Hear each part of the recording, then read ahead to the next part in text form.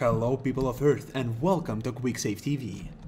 In the previous episode, we found a bunch of mushrooms in this room, we killed them, we got poisoned several times, we also got level up, but we did not do anything productive.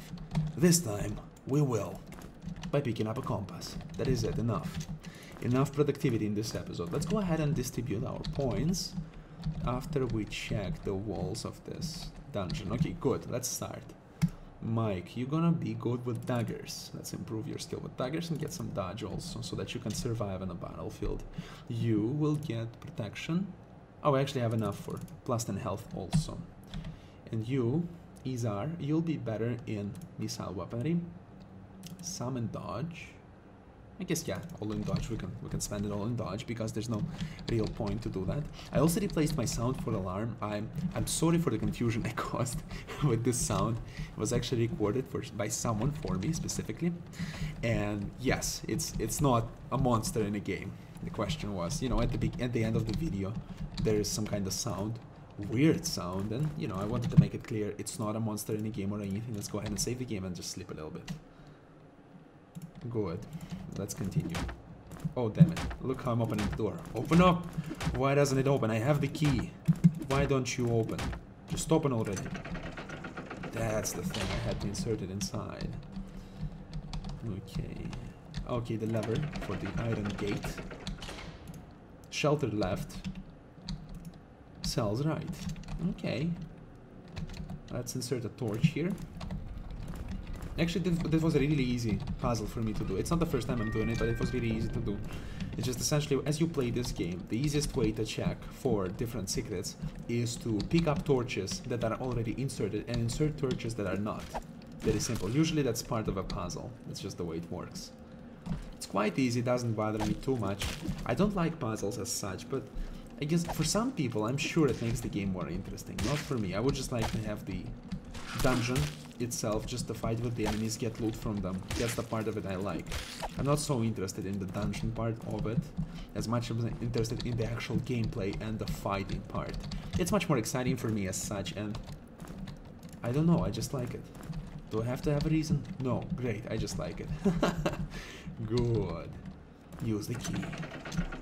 This key over there, the one that is under the rug, I've spent a lot of time searching for.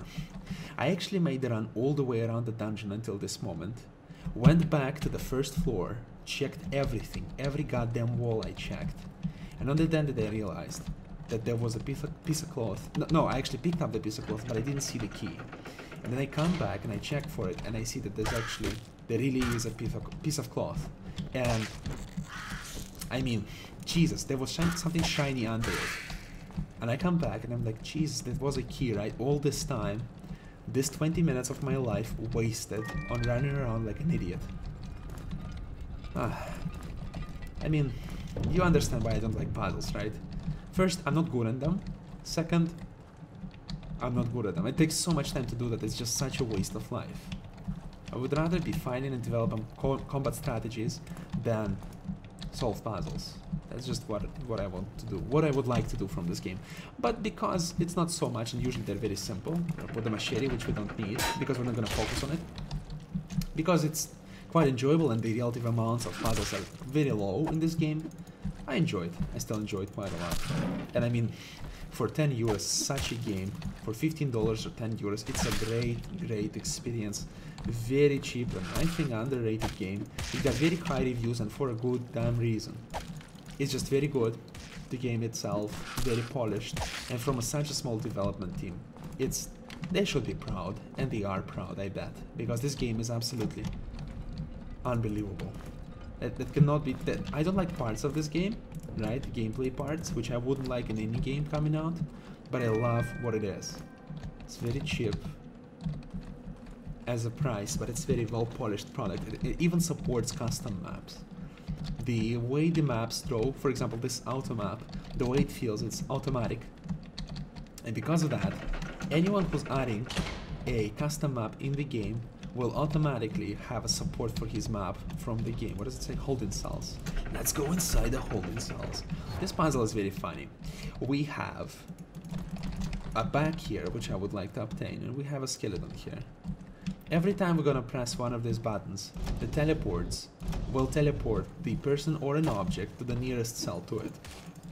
Easy to understand, easy to follow, easy peasy. Then we just have to take care, excuse me, of the skeleton, and we're good. I absolutely love the animation and design of the enemies. I think it's astounding work. It's just my opinion. I don't know if you agree with me, but look at this. It's just so solid, so well done. We're gonna take the shield, because shield is awesome. We're gonna be a stealthy rogue with a gigantic tower shield. Yes, indeed, fuck logic. Let's get some of this stuff, but it increases our evasion somehow. I mean, try to evade with this gigantic shield. I'll look at you. It would be pretty difficult, wouldn't it? I mean, it's quite heavy and stuff. Like, it doesn't really work out so well. Let's go ahead and use another button. I think we should get the bag soon enough. Did we? What am I doing wrong? I wonder. Oh yeah, here's the bag. Bags are really important part of this game. And okay, that's the phone. I'm really sorry for that. Here's the light helmet. We're just gonna take it. Minimize everything. Okay. Very good. Okay, the bag itself wouldn't be really important if the inventory of the characters would be bigger, but it's not big enough, and oftentimes you'll have to sacrifice and throw away things just because the inventory space is not enough. Because of this, having the bags, having generally containers is very, very important. It's very cool. Now we entered this place, which is essentially a trap, and slowly the enemies will attack us. It all boils down to positioning. If you're playing the game yourself and you would like a tip on that, it boils down to your positioning. First and foremost, you have to kill this guy. I prefer to do it like this, by cornering myself in so that no other skeletons can attack me simultaneously. But once I deal with him, I get out and start maneuvering all over the place in an attempt to get an edge on the battlefield. Depending on the luck in the fight, amount of the time you miss, amount of time you actually hit the target, and etc., the fight will last long amount of times. But the important idea that you have to follow is not to get surrounded, because if you do, everything suddenly becomes so much fucking difficult, and it's just difficult. If the enemies surround you from two sides, you nullify the effects of your positioning, and all of your characters might be attacked. Okay, at least, like, for example, if I'm like this, suddenly this character is exposed. If I'm like this character is exposed. You see, depending on the positioning, it matters, because the enemies will attack you appropriately again. So you have to be careful and always have the best positioning you can in this game, and that's what makes it a lot of fun. And that's what I'm saying once again. Because of such a solid concept of combat, this game does not need anything to back it up, but yet again it has these puzzles, which are fun for some people and make up for greater gaming experience. And it's just crazy. I think it's a very well done work, and I totally recommend you to buy it. If you didn't check out my review of this game, you should totally do that. It will give you a general idea of what you might expect from the game. I'm really satisfied with it. It's probably the best $15, excuse me, 10 euros I spent on the game in my entire life. Because it's ridiculously cheap and ridiculously well made. You wouldn't expect this. Good, we found a stone. So we're gonna save here, we're gonna mark the stone on the map, because adding useless information to the map makes me happy. Okay, good. Again, gates and keys, all the common stuff. Okay, the Minotaur is really hungry, let's feed him. Feed the Minotaur. Secret key, secret passage, hop, going back. This teleport just keeps teleporting us back, and we had to press this button in order to be able to pass through this. Let's actually go ahead and fall on purpose in this place. Let's eat first and then fall.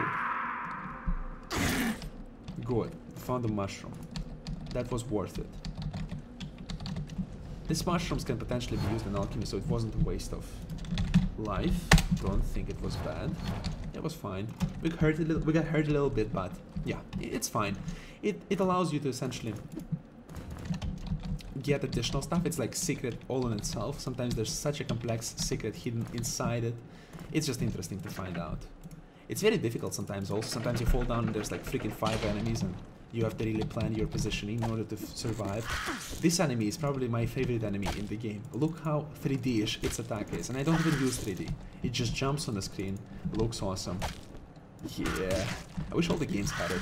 I mean, dungeon crawlers, it essentially makes such a good immersion in the game, and all the enemies have interesting attacks. Especially I like the attacks of this creature, flying creature, and the spider. Spider's attack is ridiculously scary and 3D-ish, right? The spider just jumps on you and tries to bite you. And the first time I seen it, I was actually studying the wall like this. What an interesting wall. And then I turn around like that, and there's a freaking spider jumping at me, and I almost had a heart attack. Yes. Well, it's fun, you know, that's what I'm trying to say. It's scary and fun because of this. Very good. Now we're gonna go ahead and pull this lever over here and continue towards our adventure. Continue. Nothing useful here, I see. Still have to study all the goddamn walls. This system of secret, from one side I like it because it's easy and accessible, but I don't like the fact that essentially you don't have a decision making in this spectrum. You can essentially skip secrets, but then you're missing out on a lot of good things, and it's gonna make the game difficult for you because you're not gonna have these things. That's the shock. Yes, I remember it by heart. Essentially, you can study all the spells by just trying the combinations, but the future combinations will be really difficult. So it's not always an option. Let's go ahead and share food with Isa. That's the name, right? Izar. Okay, Izar. And continue. Weird name for a woman lizard. Oh yeah, that's the cocking sound of the revolver. We're just gonna stop at this point. I thank you so much for watching. If you enjoyed the video and my commentary, please go ahead and put a like on it and subscribe to my channel in order to support my work and get notified about our future content. Check out my channel for other videos that are very nicely organized in different playlists and blah blah blahvish. I hope you enjoyed it, hope to have you again on my channel, and have a great day. Let's use a car. Oh no, let's go ahead and join this engine. No, please, wait for me. Friend, you son of a bitch, just wait for me. Yes. He cannot go anywhere from there. Oh yeah, great. Mike, you're so good at fighting the enemies.